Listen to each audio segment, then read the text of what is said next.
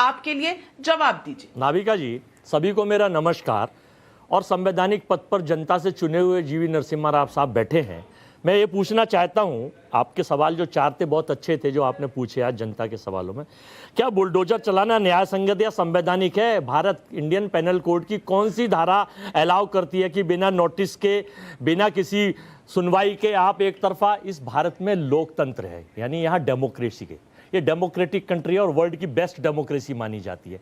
तो अब आप एक काम कर लीजिए नरसिम्हा साहब, आप कह रहे हैं कि ये 50 साल से, 40 साल से, 15 साल से तो एमसीडी का शासन चल रहा है दिल्ली के तीनों निगमों में। जब चुनाव का समय नज़दीक आ जाता है तो उसको फिर एक कर दिया जाता है, उसको टाल दिया जाता है। वो तो चलो समझ में आता है, आपका नियम है, आपकी नीति है, आपका निर्धारण है। लेकिन ये इस वक्त उन गरीब आदमियों पर पूरी दिल्ली में अवैध निर्माण कर रखे हैं, ऐसा नहीं है, पूरे हिंदुस्तान में हर जिले में, हर जनपद में उठा के देखिए। ये जो एक नई परंपरा जर्मन के स्टाइल में, हिटलर भी ऐसे काम नहीं करता था, बुलडोजर तो वो भी नहीं चलवाता था।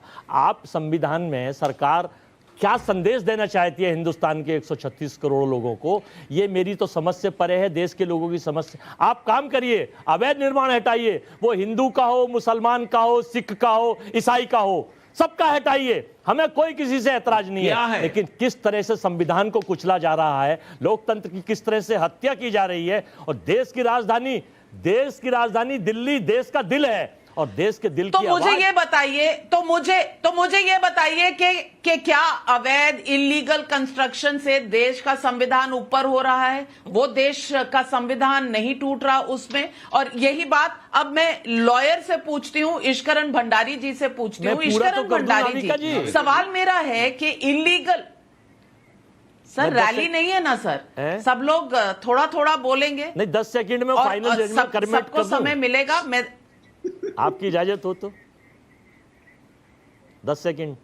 चलिए बोलिए अपनी बात। सिंपली ये कहना चाहता हूं, भारत में आपकी 6 इंजन की सरकार है। 6 इंजन में पहले भी बता चुका हूं, फुल एब्सोल्यूट मेजोरिटी आप सब में है। तो आप फिर हिंदुस्तान के संविधान को लोकतंत्र बदलकर यहां डिक्टेटरशिप लागू कर दीजिए। मेरा अनुरोध, हमारी पार्टी का अनुरोध और देश के लोगों का अनुरोध है कि ये भी देखा जाएगा हिंदुस्तान में फिर कि अगर आप ये चाहते हैं डिक्टेटरशिप